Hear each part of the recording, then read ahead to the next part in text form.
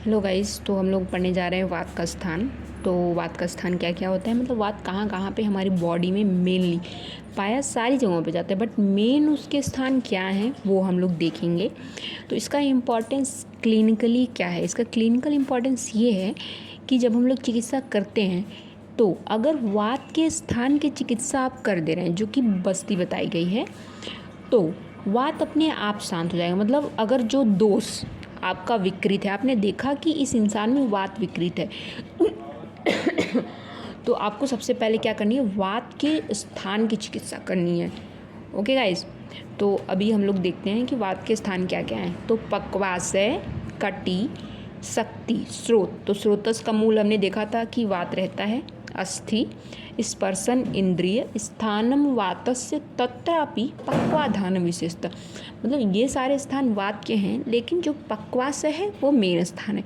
तो पक्वाशय होता क्या है, तो देखिए पक्वाशय यानी पक्व प्लस आशय, मतलब जो पक्व का आशय हो। अब पक्व क्या है, तो हम अन्न को लेते हैं, ठीक है, वो आमाशय में जाता है, प्राणवायु उसको ग्रहण करती है।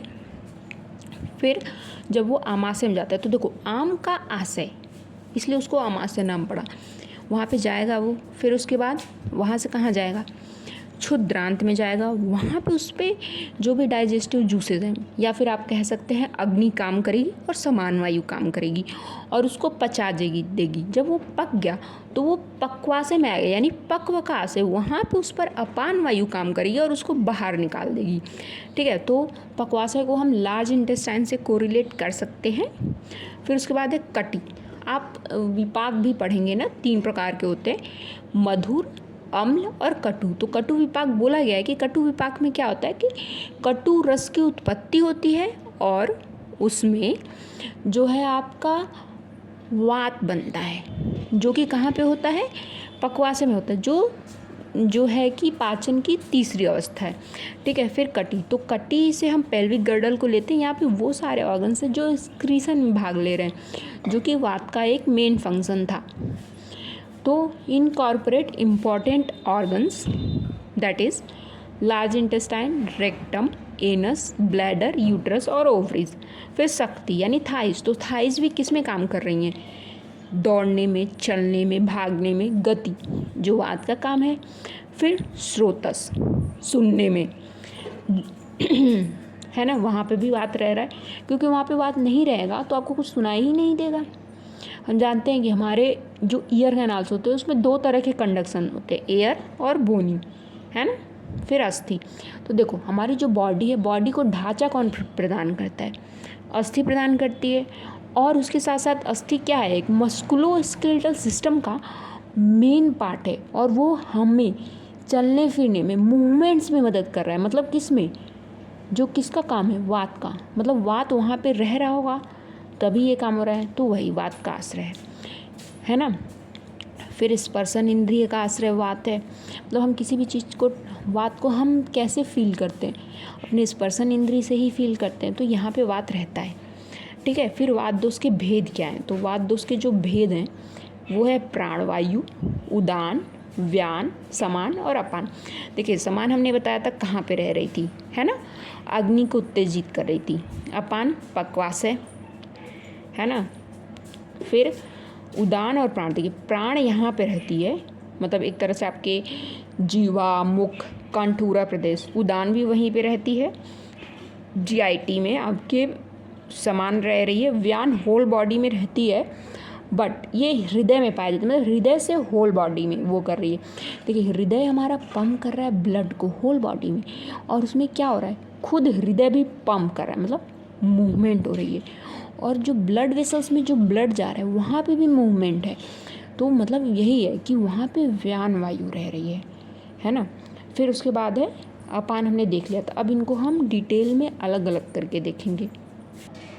तो हम लोग पहले प्राणवायु के बारे में पढ़ेंगे कि प्राणवायु का स्थान क्या है। तो स्थानम प्राणस्य मूर्धा यानी सिर, उरह प्रदेश यानी चेस्ट रीजन, कंठ, ठीक है, और जीवा और आस्य, आस्य मतलब मुख, माउथ, और नासिका, मतलब एक तरह से आप हेड रीजन। फिर यहाँ से अंदर गए तो सबसे पहले नासा आएगी, है ना। नासा के बाद मुख, मुख में क्या होगी, जीवा होगी, फिर नीचे जाओगे तो कंठ, और ये उरह प्रदेश। मतलब एक तरह से प्राण वायु का जो मेन फंक्शन है वो क्या है, श्वसन और आहार। मतलब ये इसका मूवमेंट क्या है, बाहर से अंदर की ओर, है ना। और अंदर की ओर भी कहाँ, दो ही तो ट्रैक्ट हैं, एक जीआईटी ट्रैक्ट और एक रेस्पिरेटरी, तो दोनों काम ये कर रही है। और दूसरा, अगर इनमें कुछ फंस गया है तो उसको बाहर भी निकालना है ना। मतलब कि ये जो ट्रैक्ट हैं, जो स्रोतस हैं, अगर उनमें कुछ ऑब्स्ट्रक्शन हो गया तो स्टीवन छवथु उद्गार, ये आचार्य चरक ने बताया। आचार्य वाग्भट ने इसका एक और काम बताया है कि उरह कंठ चरु है और उसके साथ साथ क्या करे, बुद्धि, हृदय, इंद्रिय, चित्त और धृक, इनका भी काम कर रही है ना। मतलब बुद्धि का भी काम करे, हृदय, आपके हार्ट का भी, आपकी इंद्रियों का भी। देखिए ये मूर्धा में काम कर रही थी, इन्होंने मूर्धा बोला था, है ना। देखिए इन्होंने मूर्धा नहीं बोला, तो मूर्धा का काम क्या होता है, हमारे माइंड का, बुद्धि, यही तो काम होता है ना। कि इसी में पांचों इंद्रियां हैं आपकी, ज्ञान इंद्रियां, वो किसी चीज़ को देख रही हैं, सूंघ रही हैं, मतलब एक तरह से आपके सारे जो परसेप्शंस है उसको रिसीव कर रही हैं, आपको ज्ञान दे रही हैं, है ना। आपका मन, दृक, धारण करने की शक्ति, सब कुछ। तो इन्होंने डायरेक्ट मूर्धा बोल दिया, इन्होंने एकदम डिटेल में वो किया है, ठीक है। फिर उदान वायु, तो देखो उदान वायु का स्थान क्या है, नाभि, उर और कंठ में, है ना। मतलब नाभि एक बताया कि यहाँ नेवल प्रदेश में है, फिर उसके बाद उर है, फिर ऐसे कंठ, ये यहाँ से ऐसे बाहर की ओर जा रही है।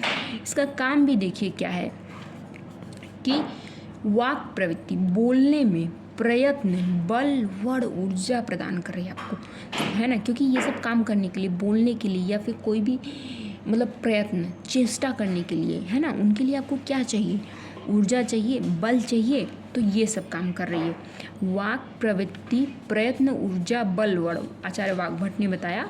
स्मृति के लिए इन्होंने स्मृति भी बता दिया। देखो यहाँ पे सारी चीज़ें थी, धृक, धारण करना था, बुद्धि था, इंद्रिय था, लेकिन स्मृति का काम किसका हो गया, उदान वायु का हो गया। अभी हम पढ़ेंगे व्यान वायु। तो व्यान वायु हमने बताया था कि उसका स्थान हृदय है, जो कि क्या कर रहा है, पंप यानी गति, फिर वो पंप कर रहा है ब्लड को, और ब्लड जा रहा है पूरे शरीर में, और पूरे शरीर में भी जा रहा है तो थ्रू गति के माध्यम से। तो वो गति उसे कौन प्रोवाइड कर रहा है, व्यान वायु। तो व्यानो हृदय स्थित कृष्ण देहचारी महाजवा, है ना। मतलब है तो हृदय में स्थित, लेकिन पूरे शरीर में जा रही है।